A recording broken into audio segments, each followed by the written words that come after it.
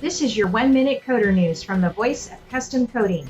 Axalta released its 68th annual Global Automotive Color Popularity Report, revealing the most common automotive colors on the road today are white, 38%, black, 19%, and gray, 15%. Gray increased by 2 percentage points worldwide and is at a 10-year high. Consumer purchasing trends reflected in the report drive our development of innovative colors for the future, said Nancy Lockhart, Global Product Manager for Axalta.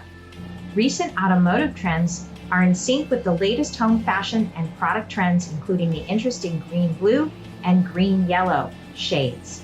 Also noteworthy is the increasing global use of gray and color nuances that bring these colors to life, such as fine flake effects and hints of colorful flakes.